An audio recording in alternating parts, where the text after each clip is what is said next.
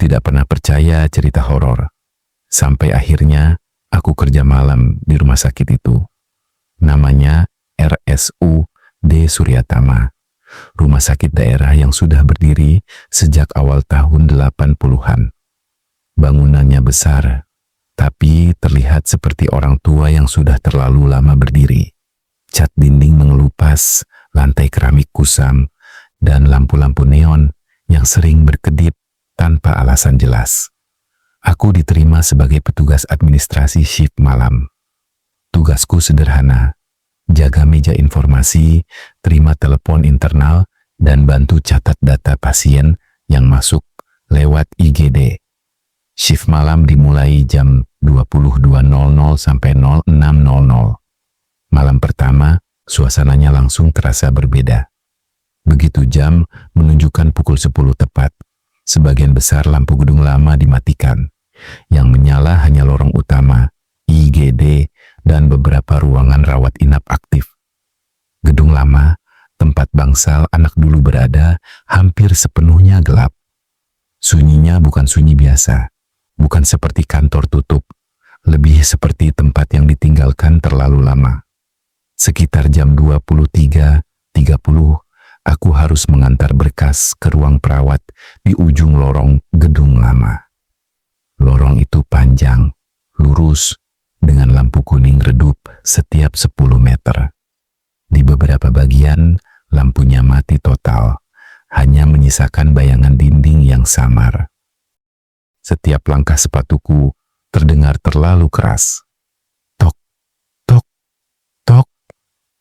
Seperti tidak seharusnya ada suara di tempat itu. Aku memperhatikan papan-papan nama ruangan yang masih menempel. Bangsal melati, ruang observasi anak, ruang tunggu keluarga. Padahal semua pelayanan anak sudah dipindahkan ke gedung baru 2 tahun lalu. Saat melewati depan bangsal melati, aku tiba-tiba merasa seperti sedang diperhatikan, bukan melihat, tapi diperhatikan. Rasa itu membuat bulu kuduku meremang. Aku berhenti sebentar, menoleh ke arah pintu bangsal yang setengah terbuka. Di dalam gelap, tidak ada suara, tidak ada gerakan. Aku menertawakan diriku sendiri. Mungkin cuma capek, pikirku. Aku lanjut berjalan. Tapi tepat sebelum sampai di ujung lorong, aku mendengar sesuatu. Bukan langkah kaki orang dewasa. Lebih ringan, lebih pelan. Seperti langkah anak kecil yang menyeret sandal. Aku berhenti lagi. Suara itu langsung hilang. Di ruang perawat, aku menyerahkan berkas ke seorang perawat senior bernama Bu Rini. Wajahnya terlihat lelah, tapi matanya tajam, seperti orang yang sudah lama bekerja malam. Aku iseng bertanya, "Bu, bangsal anak yang lama itu masih pernah dipakai?" Bu Rini tidak langsung menjawab. Ia melirik ke arah lorong yang barusan kulewati, lalu menurunkan suaranya. "Dipakai sih tidak, tapi sebaiknya kamu kalau nggak perlu, jangan sering lewat situ malam-malam." Aku tertawa kecil. "Kenapa, Bu? Angker?" Bu Rini tidak ikut tertawa. Dia hanya berkata pelan, "Bukan angker, cuma ada yang belum selesai di sana." Aku tidak bertanya lagi. Entah kenapa, aku merasa lebih baik tidak tahu. Sekitar jam 01.45, aku kembali ke meja informasi. Rumah sakit benar-benar sepi. Tidak ada pasien baru. Tidak ada keluarga yang mondar-mandir. Bahkan suara mesin pendingin ruangan terdengar lebih keras dari biasanya. Aku sedang menulis laporan ketika telepon internal berdering. Aku melihat layar kecilnya. Nomor asal, Bangsal Melati. Aku terdiam beberapa detik. Bangsal itu tidak lagi aktif. Semua sambungan telepon seharusnya sudah dicabut. Kupikir mungkin salah sambung. Aku angkat. Meja informasi, dengan siapa? Tidak ada jawaban, hanya suara statis tipis dan napas pelan di ujung sana, seperti seseorang yang sedang menahan tangis. "Halo," ulangku. Tiba-tiba sambungan terputus. Aku menatap gagang telepon lama itu, cukup lama sebelum meletakkannya kembali. Dalam hati aku berkata, mungkin kabel lama masih nyambung.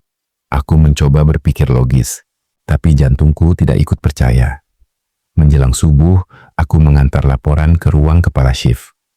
Saat melewati lorong gedung lama lagi, aku mempercepat langkah. Tidak ingin berlama-lama. Saat hampir sampai ujung lorong, aku mendengar suara yang sama seperti tadi malam. Langkah kecil, pelan, tertahan. Kali ini aku tidak menoleh. Aku langsung berjalan lebih cepat. Begitu sampai di ruang terang, rasa dingin di punggungku baru perlahan hilang. Pagi harinya, saat pulang, aku sempat berpikir, mungkin aku cuma terlalu sensitif. Mungkin ini cuma efek kerja malam pertama. Tapi jauh di dalam hati, aku tahu, rumah sakit itu tidak hanya menyimpan pasien dan arsip. Ia juga menyimpan cerita-cerita yang tidak pernah benar-benar pergi. Dan aku baru saja mulai menjadi bagian dari cerita itu. Malam keduaku di rumah sakit itu terasa lebih berat dari malam pertama. Bukan karena capek, tapi karena sejak siang, aku sudah memikirkan lorong bangsal anak itu terus-menerus. Aku mencoba meyakinkan diri bahwa semua kejadian tadi malam hanyalah kebetulan. Telepon mungkin salah sambung. Suara langkah mungkin hanya gema. Perasaan diperhatikan mungkin cuma sugesti. Tapi begitu jam menunjukkan pukul 22.00 dan aku kembali duduk di meja informasi, perasaan tidak nyaman itu muncul lagi. Seperti bayangan yang mengikuti dari jauh. Sekitar jam 23.15, salah satu perawat IGD meminta tolong. Ada berkas pasien lama yang harus diambil dari ruang arsip kecil di gedung lama, tepat di sebelah bangsal melati. Aku sempat ragu, tapi menolak berarti terlihat pengecut di hari kedua kerja. Aku mengangguk, mengambil map kosong, dan berjalan menuju lorong itu lagi. Lorong gedung lama terlihat lebih gelap dari malam sebelumnya. Lampu yang kemarin masih menyala di tengah lorong sekarang mati, membuat jarak antara cahaya semakin jauh. Setiap aku melangkah, bayanganku sendiri memanjang di lantai seperti sosok lain yang mengikutiku. Saat aku mendekati pintu bangsal melati, suhu udara terasa berubah. Bukan dingin karena AC, lebih seperti hawa lembab yang biasa ada di ruang bawah tanah atau kamar mandi lama.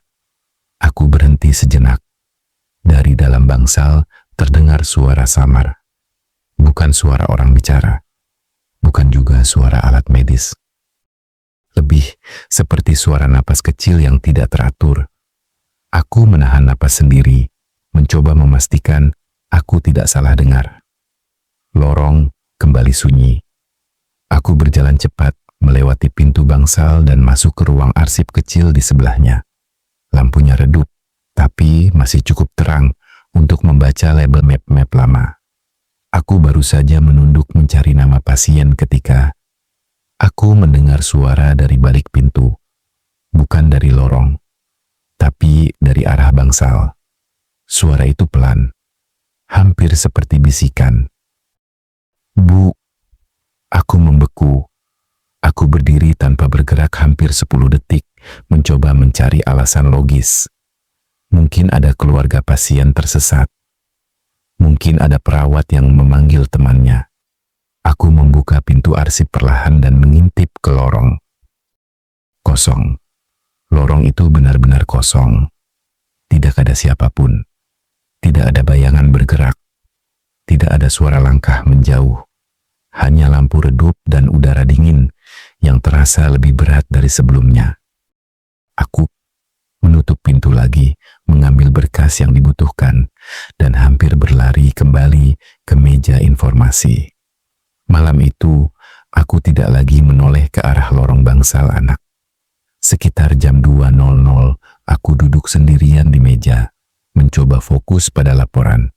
Tapi rasa tidak nyaman membuatku terus menoleh ke arah koridor utama. Lalu aku melihat sesuatu yang membuat dadaku terasa sesak. Di ujung koridor, di dekat pintu menuju gedung lama, ada sebuah kursi roda. Aku yakin betul, 1 jam sebelumnya, kursi itu tidak ada di sana. Aku berdiri perlahan. Kursi roda itu tidak bergerak, hanya diam menghadap ke arahku, seolah sengaja diparkir untuk terlihat jelas dari kejauhan. Aku berjalan mendekat dengan langkah hati-hati. Tidak ada pasien di atasnya, tidak ada barang tertinggal, remnya tidak terkunci. Aku mendorongnya ke sisi dinding, ke tempat penyimpanan alat bantu yang seharusnya. Saat aku kembali ke meja informasi dan menoleh sekali lagi ke arah koridor, kursi roda itu sudah tidak ada di tempat penyimpanan. Aku tidak berteriak. Aku tidak lari. Aku hanya berdiri mematung cukup lama sampai akhirnya memaksa diriku duduk kembali. Dalam hati aku berkata, mungkin ada petugas lain yang memindahkannya. Walau aku tahu, malam itu hanya aku dan satu satpam yang berjaga di gedung lama. Dan satpam itu berada di pos depan, bukan di lorong belakang. Menjelang subuh, aku memberanikan diri bertanya pada Bu Rini saat kami berpapasan di ruang perawat. Bu, di bangsal anak yang lama itu, dulu pernah ada kejadian apa? Bu Rini menatapku lama sekali, seolah menimbang apakah aku sudah siap mendengar jawabannya. Akhirnya ia berkata pelan, dulu ada seorang anak yang dirawat lama di situ, hampir sebulan. Orang tuanya kerja di luar kota. Anak itu sering sendirian malam-malam. Aku menelan ludah. Suatu malam, dia meninggal saat perawat jaga sedang membantu pasien lain. Tidak ada yang tahu tepatnya kapan napas terakhirnya berhenti. Waktu ditemukan, dia sudah dingin. Aku tidak sanggup bertanya lebih jauh. Bu Rini hanya menambahkan satu kalimat sebelum pergi. Sejak itu, beberapa petugas bilang masih sering dengar suara anak memanggil ibunya dari lorong itu. Pagi itu, saat aku pulang, langkahku terasa berat. Aku sadar satu hal. Malam pertama mungkin cuma perkenalan. Malam kedua, rumah sakit itu mulai menunjukkan kenangannya. Dan aku mulai mengerti kenapa banyak orang tidak betah bekerja shift malam di sana.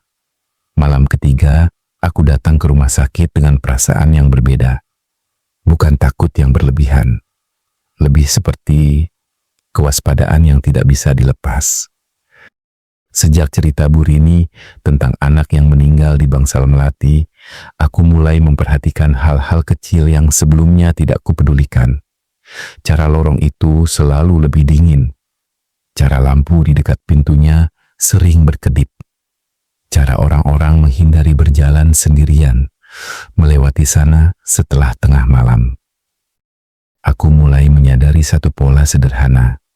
Semua yang bekerja lama di rumah sakit itu tahu sesuatu, tapi tidak pernah membicarakannya secara terang-terangan. Shift dimulai seperti biasa. Jam 22.00, aku duduk di meja informasi, menyiapkan buku laporan, dan mengecek telepon internal. Malam itu lebih sepi dari biasanya. Tidak ada pasien baru sampai lewat tengah malam. Sekitar jam 00.40, satpam yang berjaga di pos depan datang sebentar untuk minum kopi. Namanya Pak Darto, sudah hampir 10 tahun kerja di sana. Wajahnya tenang, tapi ada garis lelah yang tidak bisa disembunyikan. Aku memberanikan diri bertanya, Pak, di gedung lama itu, khususnya bangsal anak, Bapak pernah ngalamin hal aneh enggak? Pak Darto menatapku lama. Tangannya berhenti mengaduk kopi. Kamu sudah dengar ya? Katanya akhirnya. Aku tidak menjawab. Itu sudah cukup sebagai jawaban. Pak Darto menghela napas. Dulu beberapa tahun lalu, ada satpam yang suka patroli sampai ke dalam bangsal itu tengah malam. Malam-malam pertama biasa saja. Tapi suatu malam dia pulang pagi dengan wajah pucat. Dan besoknya langsung minta pindah shift siang. Aku menelan ludah. Dia lihat apa, Pak? Pak Darto menggeleng pelan. Dia nggak pernah cerita detail, cuma bilang dia dengar suara anak nangis dari salah satu kamar kosong. Waktu dicek, dia lihat bekas tangan kecil di kaca jendela kamar itu. Dari dalam, aku merasakan hawa dingin merambat di punggungku. Setelah Pak Darto pergi, aku duduk sendirian dengan pikiran yang semakin tidak tenang. Sekitar jam 01.30, aku harus mengantar dokumen ke ruang farmasi malam. Rutenya melewati koridor utama, tidak perlu masuk ke gedung lama. Tapi saat aku berjalan, aku melihat pintu menuju lorong Bangsal Melati sedikit terbuka. Kemarin aku yakin pintu itu selalu tertutup rapat. Aku berhenti beberapa langkah dari sana. Aku tahu aku seharusnya tidak mendekat, tapi rasa penasaran yang sejak malam pertama aku tekan akhirnya muncul juga. Aku melangkah pelan menuju pintu itu dan mendorongnya sedikit. Lorongnya sama seperti biasa, panjang, sunyi, dan diterangi lampu kuning redup. Tapi ada satu hal yang membuat jantungku berdetak lebih cepat. Di lantai, tepat di tengah lorong, ada bekas jejak kecil. Bukan jejak sepatu orang dewasa. Lebih seperti telapak kaki anak. Jejak itu samar, seolah tercetak dari lantai yang sedikit lembab. Mengarah dari dalam bangsal menuju pintu lorong. Aku tidak berani melangkah lebih jauh. Aku hanya berdiri mematung, menatap jejak itu sampai akhirnya mataku terasa panas. Aku menutup pintu perlahan dan berjalan cepat menuju ruang terang. Sisa malam itu kulewati dengan jantung yang tidak pernah benar-benar tenang. Sekitar jam 2.20, saat aku sedang menulis laporan, aku mendengar suara lagi. Bukan dari lorong. Bukan dari bangsal. Tapi dari belakang meja informasiku. Suara kursi bergeser pelan. Aku menoleh cepat. Tidak ada siapapun. Kursi tunggu di belakang meja memang sedikit bergeser dari posisi sebelumnya. Aku yakin aku tidak menyentuhnya sejak awal shift. Aku mencoba menertawakan diri sendiri. Mungkin tadi aku yang lupa. Tapi tawa itu terasa hampa. Lalu aku mendengar suara itu lagi. Kali ini lebih jelas. Bukan suara kursi. Tapi suara napas kecil tepat di belakangku. Aku merinding. Tubuhku kaku. Aku tidak langsung menoleh. Aku menunggu beberapa detik yang terasa seperti 1 menit penuh. Saat akhirnya aku memberanikan diri berbalik. Tidak ada siapapun di sana. Hanya lorong kosong dan lampu putih yang berdengung pelan di atas kepalaku. Aku duduk kembali dengan tangan sedikit gemetar.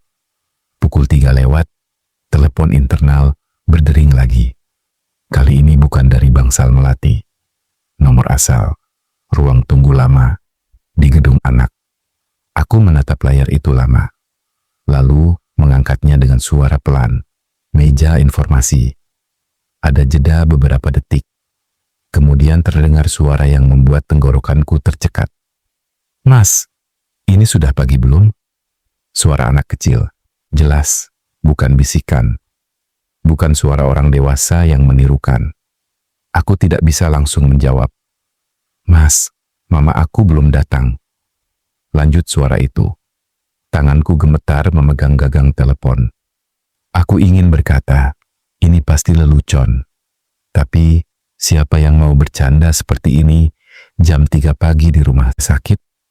Aku akhirnya menjawab pelan, belum, masih malam.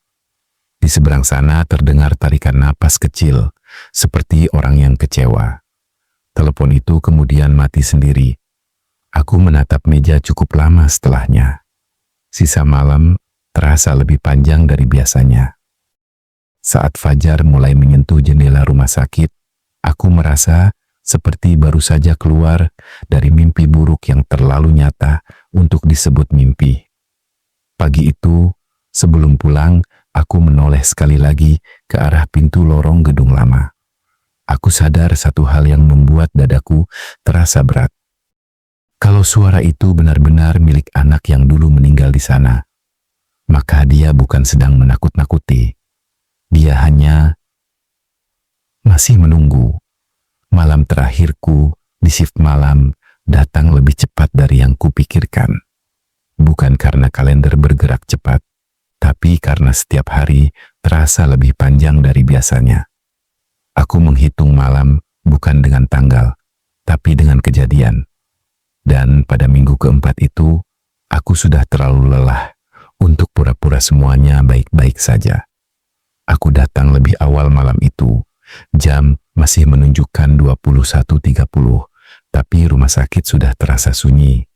Udara di lorong utama dingin, seperti AC yang disetel lebih rendah dari biasanya. Aku duduk di meja informasi sambil menyiapkan buku laporan, mencoba menenangkan diri dengan rutinitas yang sudah kuhafal di luar kepala. Aku sudah mengajukan pindah ke shift siang. Kepala shift bilang malam ini adalah malam terakhirku sebelum rotasi. Aku harusnya merasa lega. Tapi entah kenapa, justru malam itu terasa paling berat. Sekitar jam 23.00, Bu Rini lewat sebentar. Ia berhenti di depan mejaku. "Kamu malam ini terakhir ya?" tanyanya. Aku mengangguk. Ia menatapku beberapa detik, lalu berkata pelan, "Kalau nanti dengar apa-apa, kamu nggak perlu selalu cari jawabannya." Aku paham maksudnya, tapi kata-katanya tidak membuatku lebih tenang. Tengah malam lewat tanpa kejadian berarti tidak ada pasien baru. Tidak ada telepon dari ruangan kosong. Untuk pertama kalinya sejak aku kerja di sana, aku hampir percaya mungkin semua akan berakhir biasa saja. Hampir. Pukul 01.50, Satpam Pak Darto menelpon dari pos depan. Ia bilang hendak patroli ke sisi gedung lama, memastikan semua pintu terkunci. Aku menutup telepon dan kembali ke laporan. 10 menit kemudian, lampu di koridor menuju gedung lama berkedip sekali. Hanya sekali, lalu kembali normal. Aku menoleh ke arah sana tanpa sadar. Lorong itu kosong.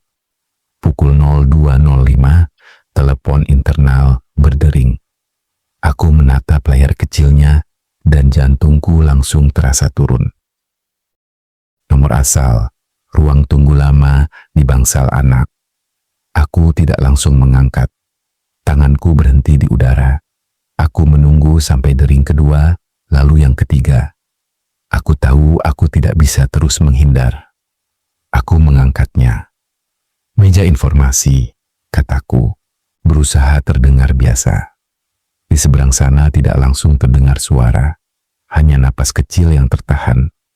Aku menutup mata sebentar. "Mas," suara itu akhirnya muncul, sama seperti sebelumnya.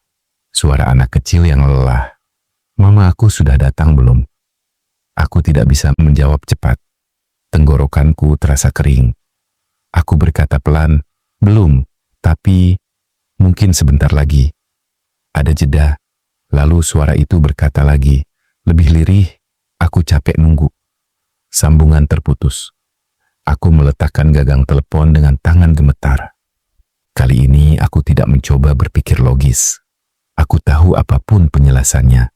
Itu bukan sesuatu yang ingin ku dengar lagi. Beberapa menit kemudian, Pak Darto kembali menelpon. Suaranya terdengar berbeda dari biasanya. "Kamu lihat sesuatu nggak di koridor belakang?" tanyanya. "Tidak, kenapa Pak?" "Pak, lampu di dekat bangsal lama barusan mati sebentar pas saya lewat. Terus, saya dengar suara dari dalam, kayak anak batuk." Aku menelan ludah. "Bapak masuk ke dalam?" Pak Darto diam beberapa detik sebelum menjawab. "Enggak, saya enggak berani." Aku tidak menyalahkannya. Sekitar jam 2.30, aku harus mengantar laporan singkat ke ruang kepala shift yang terletak di sisi gedung lama, tapi masih di area terang. Biasanya, aku melewati koridor utama, tapi malam itu koridor utama sedang dibersihkan. Jadi aku harus memutar sedikit, melewati pintu yang mengarah ke lorong bangsal melati. Aku berdiri beberapa detik di depan bisa menunggu sampai petugas kebersihan selesai. Tapi aku ingin ini cepat selesai. Aku ingin malam itu berakhir. Aku membuka pintu lorong itu. Udara di dalam terasa lebih dingin dari luar. Lampu kuning redup menyala seperti biasa. Aku berjalan cepat, menunduk, tidak menoleh ke kanan atau kiri. Saat aku hampir sampai di ujung lorong, aku mendengar suara langkah kecil di belakangku. Aku berhenti. Langkah itu juga berhenti. Aku tidak berani menoleh. Aku berdiri diam, menahan napas. Beberapa detik terasa seperti 1 menit. Lalu aku mendengar suara itu lagi. Bukan langkah, tapi suara napas kecil, tepat di belakangku. "Mas," aku berbalik. Lorong kosong. Tidak ada siapapun. Tapi tepat di lantai, beberapa langkah dari kakiku, ada bekas telapak kaki kecil yang samar, seperti tercetak di debu tipis. Aku tidak berpikir lagi. Aku berlari ke ujung lorong dan masuk ke area terang. Dadaku sesak, napasku tidak teratur. Aku menyerahkan laporan tanpa banyak bicara. Kepala shift menatapku, seolah tahu aku baru saja melewati sesuatu yang tidak ingin kuceritakan. Sisa malam itu kulewati dengan duduk diam di meja informasi. Aku tidak membaca, aku tidak menulis. Aku hanya menunggu waktu bergerak. Pukul 5.30, langit mulai terang. Cahaya pagi masuk melalui jendela besar di koridor. Suasana rumah sakit perlahan berubah. Suara langkah perawat pagi mulai terdengar. Dunia kembali seperti biasa.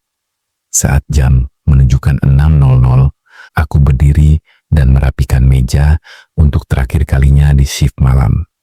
Sebelum pergi, aku menoleh ke arah koridor yang menuju gedung lama. Aku tidak melihat apa-apa. Tapi entah kenapa, aku merasa seperti ada seseorang yang berdiri di sana, pendek, diam, dan menatap ke arahku. Aku tidak menunggu perasaan itu jadi jelas. Aku langsung berjalan pergi. Hari itu aku resmi pindah ke shift siang. Sejak malam itu, aku tidak pernah lagi mendengar telepon dari ruang kosong. Tidak pernah lagi melihat kursi roda berpindah sendiri. Tidak pernah lagi mendengar langkah kecil di lorong. Tapi sampai sekarang, setiap kali aku mendengar suara anak memanggil ibunya di tempat ramai, aku selalu teringat lorong itu. Dan aku selalu berpikir, mungkin yang paling menyeramkan bukan karena dia ingin menakut-nakuti siapapun. Mungkin dia hanya tidak ingin sendirian lagi.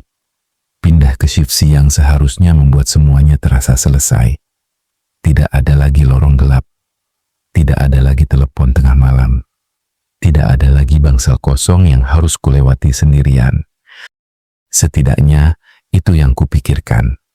Hari-hari pertamaku di shift siang berjalan normal. Rumah sakit ramai, penuh suara langkah, percakapan, dan tangisan bayi di ruang bersalin. Suasana itu seperti menegaskan bahwa dunia ini masih hidup, masih nyata. Dan kejadian-kejadian di malam hari hanyalah sesuatu yang tertinggal di sisi lain waktu. Aku mulai tidur lebih teratur. Aku berhenti terbangun jam 2 pagi tanpa alasan. Aku bahkan mulai bisa tertawa lagi dengan rekan kerja tanpa merasa diawasi dari kejauhan. Sampai suatu siang, aku mendapat tugas yang tidak kusangka. Kepala administrasi memintaku membantu merapikan arsip lama di ruang penyimpanan belakang. Ruang yang terletak di gedung lama, tidak jauh dari bangsal melati.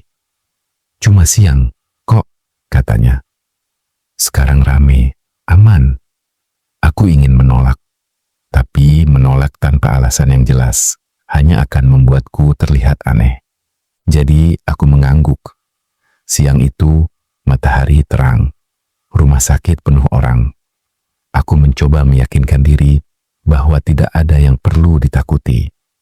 Tapi begitu aku melangkah masuk ke gedung lama, perasaan yang sama seperti malam-malam itu kembali muncul. Bukan takut, lebih seperti ingatan yang bangkit. Lorong itu terlihat sama, hanya lebih terang. Lampu kuning yang dulu redup kini tidak terasa begitu menyeramkan. Tapi udara di sana tetap lebih dingin dari gedung lain. Aku masuk ke ruang arsip kecil di sebelah bangsal. Debu menempel di rak-rak besi. Bau kertas lama dan cairan pembersih bercampur menjadi satu. Aku mulai membuka map-map lama. Laporan pasien, daftar perawat, catatan rawat inap.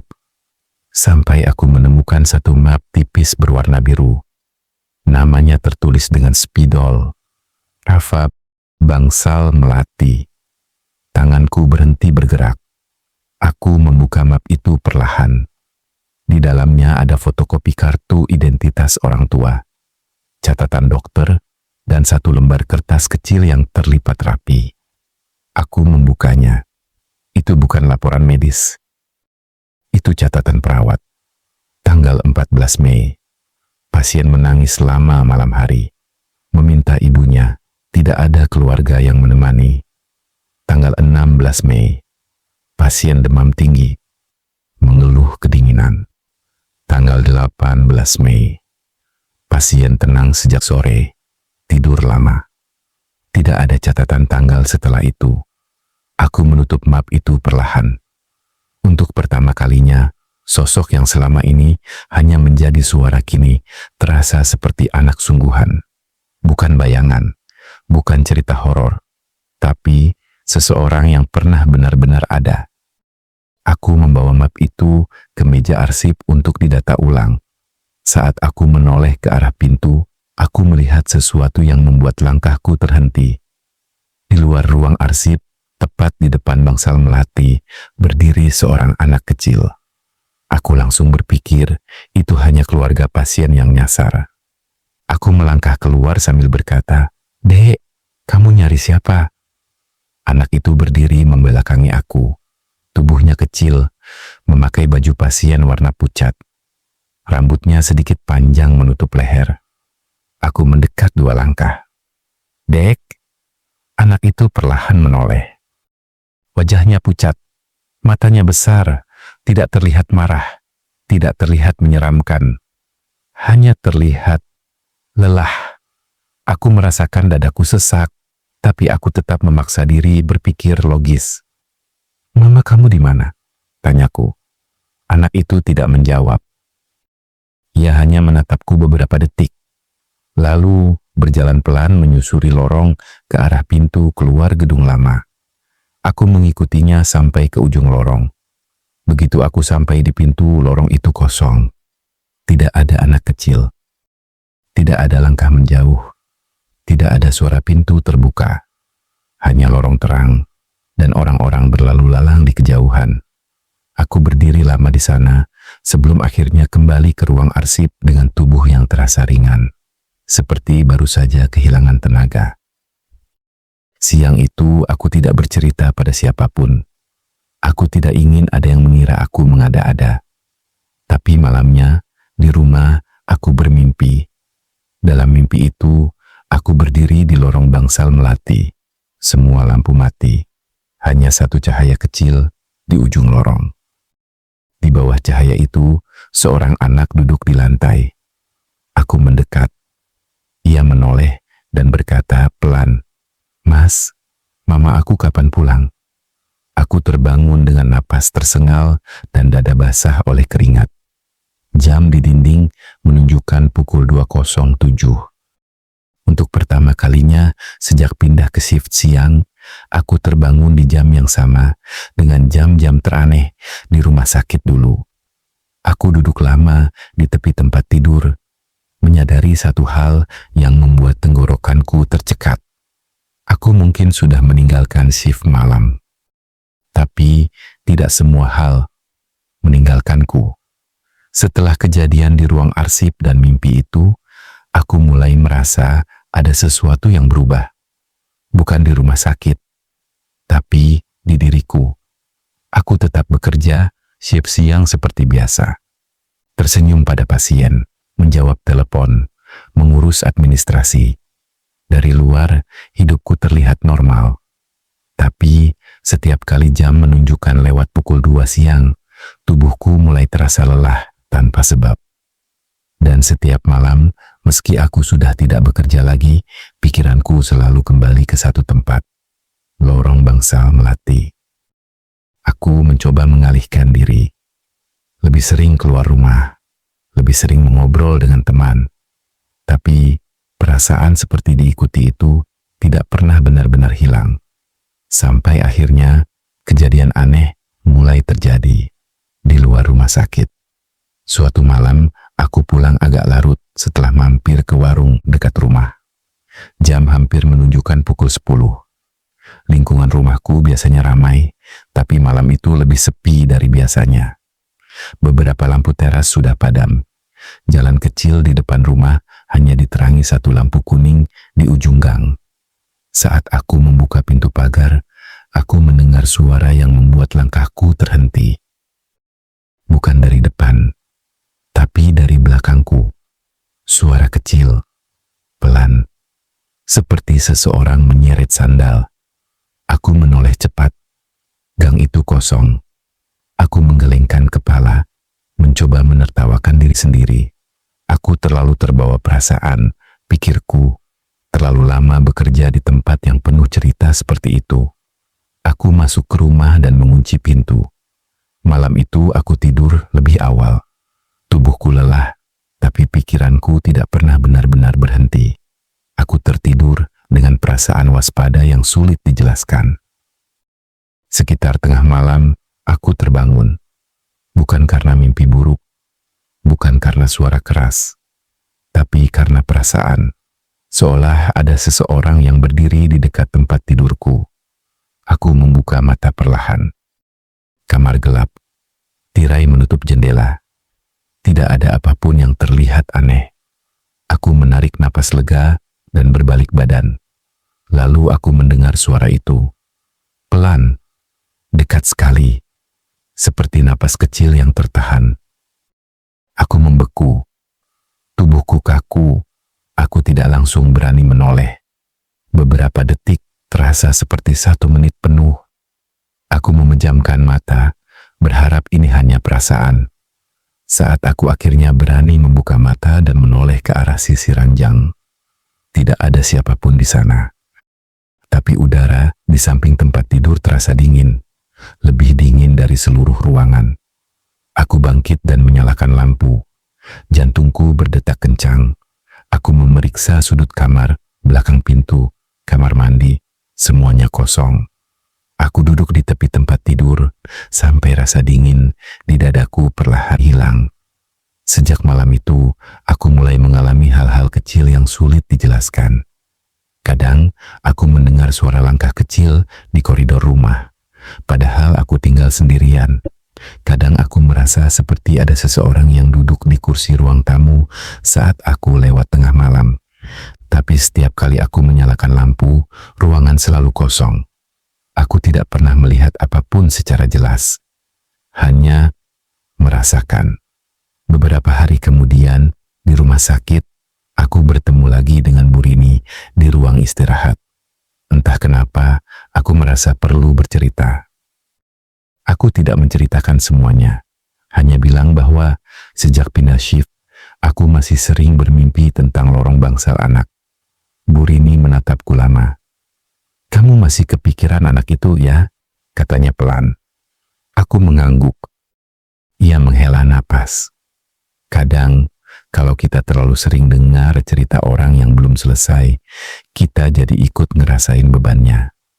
Aku ingin bertanya apa maksudnya, tapi ia sudah berdiri. Sebelum pergi, Bu Rini menambahkan satu kalimat yang membuat dadaku terasa berat. "Kalau kamu merasa dia masih dekat, jangan takut. Tak semua yang datang itu mau menakut-nakuti." Malam itu, aku pulang dengan pikiran penuh. Aku mulai bertanya-tanya pada diri sendiri. Apakah semua ini hanya sugesti? Atau memang ada sesuatu yang belum benar-benar pergi? Pertanyaan itu belum terjawab sampai kejadian berikutnya. Beberapa hari kemudian, aku sedang duduk di ruang tamu rumahku, menonton televisi tanpa benar-benar memperhatikan acaranya. Jam hampir menunjukkan pukul 11 malam. Tiba-tiba, aku mendengar ketukan di pintu. Pelan, 3 kali. Tok, tok, tok. Aku bangkit, sedikit ragu, lalu mengintip lewat lubang pintu. Tidak ada siapapun di depan rumah. Aku membuka pintu perlahan. Teras kosong, jalan depan rumah, sepi. Aku hendak menutup pintu kembali ketika mataku tertuju ke sesuatu di lantai depan rumah. Sebuah mobil mainan kecil, mobil plastik warna merah, sudah sedikit pudar, tergeletak tepat di depan pintu. Aku yakin benda itu tidak ada di sana sore tadi. Tanganku gemetar saat mengambilnya. Mainan itu terasa dingin di telapak tanganku, seolah lama berada di tempat lembab.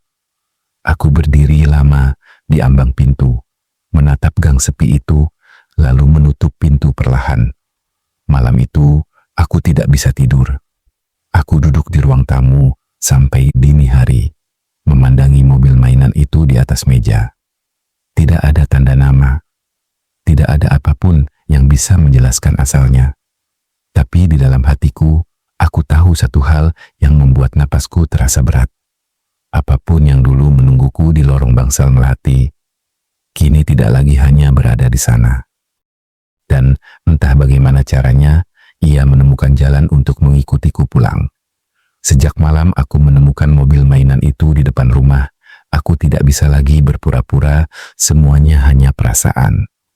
Untuk pertama kalinya, sejak bekerja di rumah sakit, rasa takut itu benar-benar mengikuti sampai ke rumah. Bukan takut karena melihat sesuatu yang menyeramkan, tapi takut karena merasa tidak sendiri. Aku mencoba menyingkirkan mobil mainan itu ke dalam laci meja ruang tamu. Tapi setiap kali aku membuka laci untuk mengambil sesuatu, mataku selalu tertuju ke sana. Benda kecil itu seperti pengingat bahwa apapun yang dulu hanya ada di lorong bangsal, kini sudah masuk ke kehidupanku. Aku tidak bercerita pada siapapun selama beberapa hari. Aku takut dianggap terlalu terbawa suasana. Tapi perasaan tertekan itu semakin kuat. Sampai akhirnya aku memutuskan untuk bicara pada satu orang yang kurasa mungkin mengerti. Bukan ustaz, bukan paranormal, tapi seseorang yang paling lama bekerja di rumah sakit itu, Bu Rini. Suatu siang, saat jam istirahat, aku duduk di sampingnya di ruang perawat. Aku tidak langsung bercerita. Aku hanya menatap cangkir kopi di tanganku sampai akhirnya Bu Rini menoleh. "Kamu kelihatan capek," katanya. Aku menarik napas panjang. "Bu, kalau seseorang pernah kerja lama di tempat yang punya banyak cerita sedih, apa mungkin ceritanya ikut ke bawah?" Bu Rini menatapku beberapa detik sebelum menjawab. "Bisa jadi, terutama kalau kamu orangnya sensitif." Aku akhirnya menceritakan semuanya.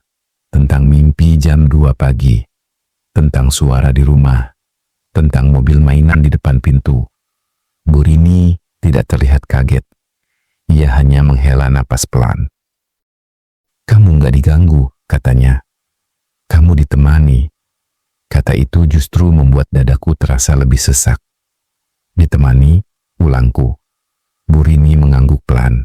"Kadang, anak-anak yang pergi sendirian hanya butuh merasa ada yang memperhatikan.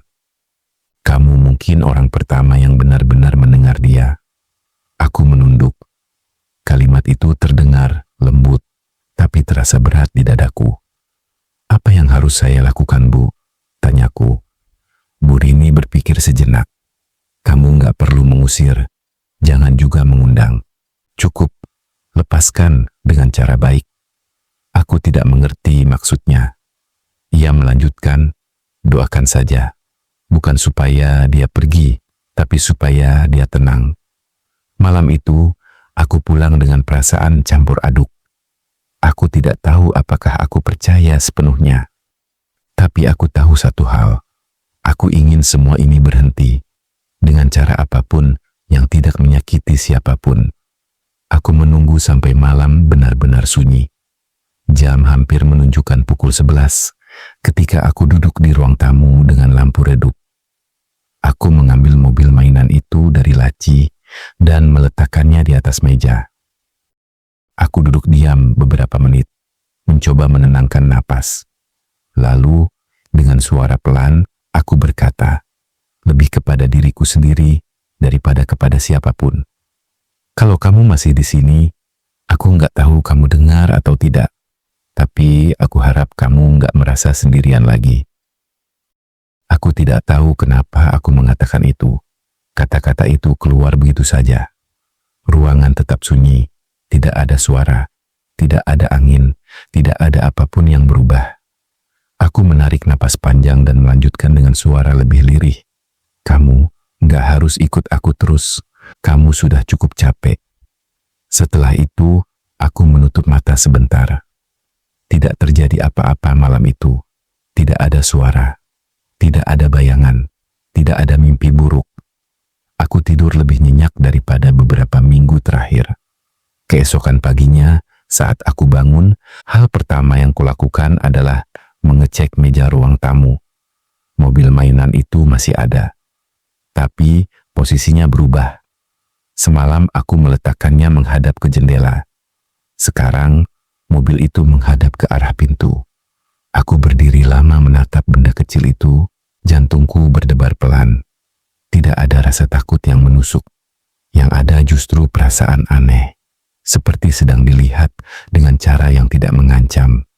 Hari itu aku membawa mobil mainan itu kembali ke rumah sakit. Bukan untuk menyerahkannya ke siapapun, tapi untuk mengembalikannya ke tempat di mana semuanya bermula. Saat jam istirahat, aku masuk ke gedung lama untuk terakhir kalinya. Lorong bangsal melati terlihat lebih terang siang itu. Tidak ada perasaan berat seperti dulu. Aku berdiri di depan pintu bangsal lama, menatap pintu itu beberapa detik, lalu meletakkan mobil mainan itu di kursi ruang tunggu yang sudah lama kosong. Aku tidak berkata apa-apa kali ini. Aku hanya menarik napas, lalu berjalan pergi. Sejak hari itu, kejadian-kejadian aneh di rumah mulai berkurang. Tidak ada lagi suara langkah kecil. Tidak ada lagi perasaan diawasi di malam hari. Mimpi jam 2 pagi perlahan menghilang. Tapi ketenangan itu terasa sementara. Karena jauh di dalam hati, aku tahu satu hal. Aku mungkin sudah membantu dia merasa tidak sendirian. Tapi aku belum benar-benar tahu apakah dia sudah siap untuk pergi. Beberapa minggu setelah aku mengembalikan mobil mainan itu ke ruang tunggu bangsal melati, hidupku mulai terasa normal lagi. Aku tidur tanpa terbangun jam 2 pagi. Aku bisa pulang malam tanpa menoleh ke belakang setiap beberapa langkah. Aku bahkan mulai berpikir mungkin semua benar-benar sudah selesai. Sampai suatu sore, sesuatu yang kecil dan sangat sederhana membuat keyakinanku runtuh. Aku sedang duduk di ruang administrasi mengarsipkan berkas pasien baru, ketika seorang ibu muda datang bersama anak laki-lakinya yang terlihat sekitar 5 atau 6 tahun. Anak itu tampak lemas, digendong ayahnya, dengan selang infus kecil menempel di tangan. Aku membantu mereka mengisi data.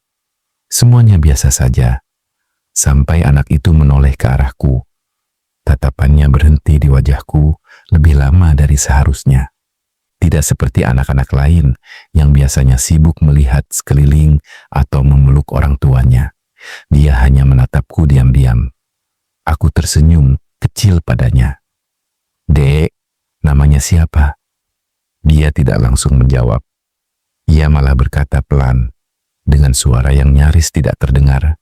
"Om, dulu Om sering di lorong gelap, ya?" Tanganku berhenti menulis. Orang tuanya tidak mendengar. Mereka sedang sibuk dengan formulir. Aku menunduk sedikit mendekat ke anak itu. "Lorong apa, Dek?" Anak itu menoleh sebentar ke arah gedung lama yang terlihat dari jendela koridor. Lalu kembali menatapku. "Lorong yang dingin, yang lampunya kuning." Aku merasakan tenggorokanku mengering. "Kamu tahu dari mana?" tanyaku pelan. Anak itu tidak menjawab lagi. Ia hanya memeluk ayahnya lebih erat dan menutup mata. Aku menyelesaikan pekerjaanku dengan tangan sedikit gemetar. Aku mencoba meyakinkan diri bahwa mungkin anak itu hanya mendengar cerita dari orang lain. Mungkin ini cuma kebetulan. Tapi perasaan tidak tenang itu kembali muncul. Malam itu, setelah pulang kerja, aku duduk sendirian di ruang tamu lebih lama dari biasanya. Aku tidak menyalakan televisi. Aku hanya menatap jendela, memikirkan satu pertanyaan yang sejak lama mengganggu pikiranku. Apakah yang kualami selama ini benar-benar sudah selesai? Atau hanya berubah bentuk? Beberapa hari kemudian, Bu Rini menghampiriku saat jam istirahat. "Kamu tahu nggak?" katanya pelan. "Hari ini ulang tahun anak yang dulu dirawat lama di Bangsal Melati." Aku menatapnya. "Ibu tahu tanggal lahirnya?" Bu Rini mengangguk. "Aku yang dulu sering jaga malam, waktu dia masih ada. Ingatannya nggak pernah benar-benar hilang." Aku tidak tahu harus berkata apa. Sore itu, sebelum pulang, aku tanpa sadar melangkah menuju gedung lama lagi. Bukan karena disuruh, bukan karena harus, tapi karena perasaan. Seolah ada sesuatu yang belum tuntas. Lorong Bangsal Melati terlihat lebih bersih sekarang. Beberapa bagian sudah dicat ulang, tapi suasananya tetap sama. Sepi, dingin. Aku berdiri di depan ruang tunggu lama. Tempat aku dulu meninggalkan mobil mainan itu. Kursinya masih ada, tapi mobil mainannya sudah tidak ada. Aku berdiri lama, mencoba mengingat apakah aku yakin sudah meletakkannya di sana. Aku sangat yakin. Bahkan aku ingat posisi tepatnya. Aku berbalik hendak pergi ketika melihat sesuatu di lantai, tepat di sudut lorong. Sebuah kertas kecil terlipat rapi. Aku mengambilnya. Itu bukan kertas baru. Itu terlihat seperti potongan dari buku catatan lama. Warnanya sudah agak menguning. Di atasnya tertulis dengan huruf kecil, sedikit miring. "Terima kasih, Om." Aku merasakan dadaku sesak. Aku tahu tulisan itu bukan mungkin dibuat oleh anak yang masih hidup sekarang. Tulisan itu terlalu rapi, terlalu tenang, seperti ditulis oleh seseorang yang sudah lama belajar menahan perasaan. Aku berdiri di lorong itu cukup lama, sampai akhirnya menyadari satu hal yang membuatku merasa aneh. Bukan takut, tapi sedih. Mungkin selama ini aku berpikir aku sedang menolong seseorang yang terjebak. Padahal bisa jadi dia hanya ingin berpamitan dengan cara yang tidak menyakitkan. Malam itu, di rumah, aku tidur lebih awal. Untuk pertama kalinya setelah sekian lama, aku merasa tidak ada apapun yang menungguku di jam-jam sepi. Aku tertidur dengan perasaan yang tenang. Tapi menjelang subuh, aku bermimpi lagi. Dalam mimpi itu, aku berdiri di lorong Bangsal Melati. Lampu-lampu menyala lebih terang dari biasanya. Tidak ada bayangan gelap, tidak ada rasa dingin. Seorang anak berdiri di ujung lorong. Ia menatapku dan tersenyum kecil. Bukan senyum yang menyeramkan, tapi senyum perpisahan. Lalu ia berjalan menjauh ke arah cahaya yang tidak bisa kulihat ujungnya. Aku terbangun dengan mata basah. Untuk pertama kalinya, sejak semua ini dimulai, aku tidak merasa takut ketika mengingatnya. Aku hanya merasa kehilangan. Dan mungkin itu tanda bahwa sesuatu benar-benar sudah berubah. Setelah mimpi itu, aku benar-benar percaya semuanya telah selesai. Tidak ada lagi suara. Tidak ada lagi tanda-tanda aneh. Tidak ada lagi perasaan diikuti. Hari-hariku kembali normal. Bahkan pikiranku mulai jarang kembali ke lorong Bangsal Melati. Seperti sebuah buku yang akhirnya ditutup. Bukan dilupakan, tapi disimpan di rak yang tidak sering dibuka. Sampai suatu pagi, Rumah sakit digegerkan oleh kabar yang tidak kusangka akan menyentuhku lagi. Gedung lama akan direnovasi. Bangsal Melati akan dibongkar total. Lorong panjang itu akan dijadikan ruang administrasi baru. Semua yang tersisa, kursi lama, papan nama ruangan, bahkan lantai keramik kusam akan diganti. Saat mendengar kabar itu, dadaku terasa aneh. Bukan sedih, bukan takut, lebih seperti kehilangan sesuatu yang tidak bisa kujelaskan. Hari pertama renovasi dimulai, aku melewati gedung lama dan melihat beberapa pekerja bangunan mulai memasang garis pembatas. Suara palu dan bor menggema di tempat yang dulu selalu sunyi. Aku berhenti sejenak di depan lorong Bangsal Melati. Sekarang terang, ramai, dan terasa biasa. Untuk pertama kalinya, lorong itu tidak lagi terasa seperti tempat yang menyimpan rahasia. Aku hampir berbalik pergi ketika salah satu pekerja menghampiriku. "Mas, kerja di sini ya?" tanyanya. Aku mengangguk. "Mas, tadi waktu kami bongkar salah satu lemari besi di ruang arsip lama, kami nemu ini." Ia menyerahkan sebuah benda kecil kepadaku. Mobil mainan merah. Jantungku terasa berhenti sesaat. Katanya mau dibuang, lanjut pekerja itu. Tapi lihat kondisi masih lumayan. Mungkin ada anak yang ketinggalan. Aku tidak menjawab. Tanganku gemetar saat memegang benda kecil itu lagi. Rasanya berbeda sekarang. Tidak dingin seperti dulu. Hanya terasa seperti plastik biasa. Aku mengucapkan terima kasih pada pekerja itu dan berjalan pergi membawa mobil mainan itu keluar gedung lama. Aku duduk di bangku koridor, menatap mainan itu lama. Kenapa harus muncul lagi? Kenapa sekarang? Malam itu, aku membawa mobil itu pulang, tapi tidak lagi menyimpannya di laci. Aku meletakkannya di atas rak dekat pintu masuk, tempat yang terlihat jelas setiap kali aku keluar rumah. Entah kenapa, aku merasa benda itu tidak lagi menakutkan. Beberapa hari kemudian, Bu Rini menghampiriku lagi. "Kamu dengar gedung lama mau direnovasi ya?" katanya. Aku mengangguk. Ia tersenyum tipis. "Baguslah, kadang tempat juga perlu ditutup supaya ceritanya bisa benar-benar selesai." Aku menatapnya. "Ibu percaya ceritanya sudah selesai?" Bu Rini tidak langsung menjawab. Ia berkata pelan, "Tidak semua perpisahan itu berarti pergi. Ada yang cuma berubah menjadi kenangan." Malam itu, untuk pertama kalinya setelah sekian lama, aku bermimpi lagi tentang rumah sakit. Dalam mimpi itu, aku tidak berada di lorong gelap. Aku berdiri di halaman depan rumah sakit saat matahari sore turun perlahan.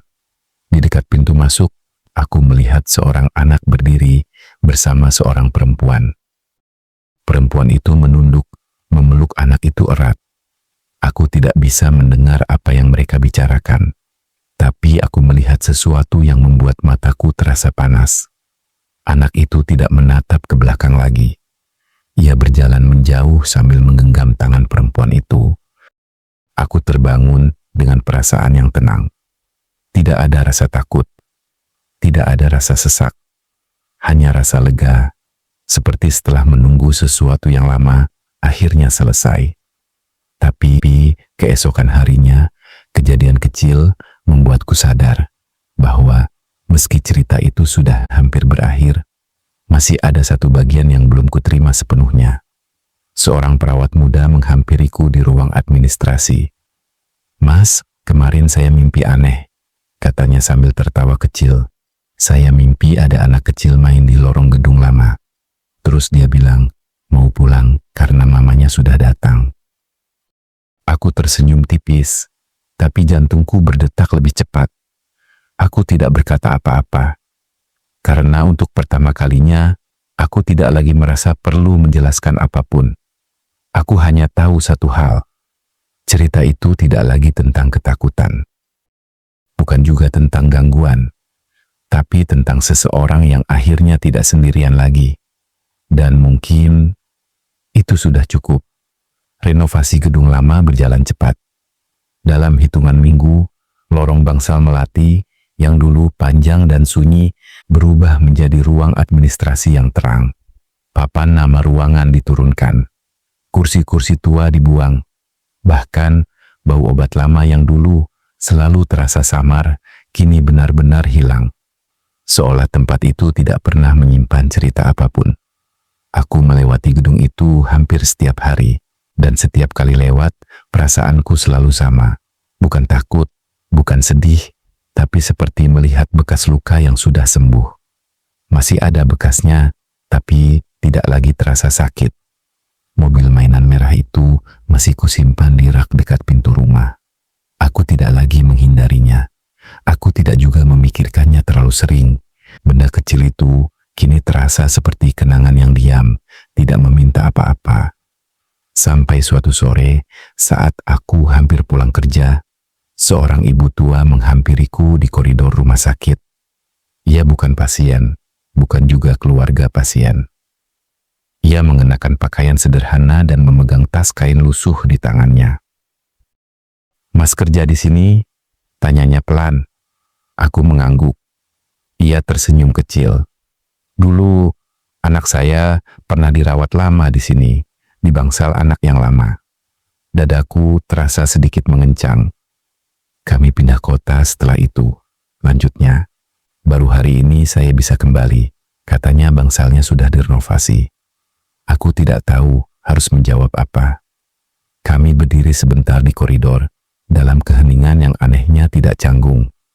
Ibu itu kemudian berkata pelan, seolah berbicara pada dirinya sendiri. "Dulu saya sering telat datang, kerja jauh. Anak saya sering sendirian malam-malam. Saya selalu merasa bersalah. Aku menelan ludah. Saya bermimpi tentang dia semalam," katanya lagi. "Dia bilang sudah tidak sendirian. Katanya ada orang baik yang sering dengar dia." Aku tidak bertanya siapa orang yang ia maksud.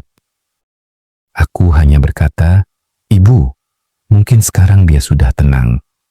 Ibu itu mengangguk pelan, matanya berkaca-kaca. Ia mengucapkan terima kasih tanpa alasan yang jelas, lalu berjalan pergi menyusuri koridor. Aku berdiri lama di tempat itu setelah ia pergi. Tidak ada suara, tidak ada tanda aneh, tidak ada perasaan diawasi. Tapi untuk pertama kalinya, sejak semua ini dimulai, aku merasa yakin. Bukan karena aku tidak takut lagi, tapi karena aku akhirnya mengerti. Kadang, yang tinggal bukanlah gangguan, bukan juga teror. Kadang, yang tinggal hanyalah cerita yang menunggu didengar, sekali saja, sebelum akhirnya bisa dilepas. Malam itu, aku pulang lebih awal. Di rumah, aku duduk sebentar di depan rak, dekat pintu, menatap mobil mainan merah itu. Aku mengambilnya, membersihkannya dari debu, lalu memasukkannya ke dalam kotak kecil bersama beberapa barang kenangan lain. Buku lama, foto lama, hal-hal yang tidak lagi kupakai, tapi tidak ingin kubuang. Aku menutup kotak itu perlahan. Bukan sebagai tanda mengubur masa lalu, tapi sebagai tanda menyimpannya dengan baik. Malam itu aku tidur nyenyak. Tidak ada mimpi lorong gelap. Tidak ada suara anak memanggil. Tidak ada jam 2 pagi yang membuatku terbangun. Beberapa minggu kemudian, aku melewati gedung baru, bekas tempat Bangsal Melati, dan melihat ruangan administrasi yang sibuk dengan orang-orang bekerja. Aku berhenti sejenak di ambang pintu. Tidak ada rasa dingin, tidak ada rasa berat, hanya ruangan biasa. Aku tersenyum kecil, lalu melanjutkan langkah. Karena aku tahu sekarang, tidak semua kisah horor berakhir dengan ketakutan. Ada yang berakhir dengan kelegaan. Ada yang berakhir dengan perpisahan yang tenang. Dan ada yang berakhir dengan satu hal sederhana yang sering kita lupakan. Bahwa bahkan di tempat paling sunyi sekalipun, yang paling dibutuhkan bukan keberanian untuk melawan, melainkan memberikan keberanian untuk mendengar.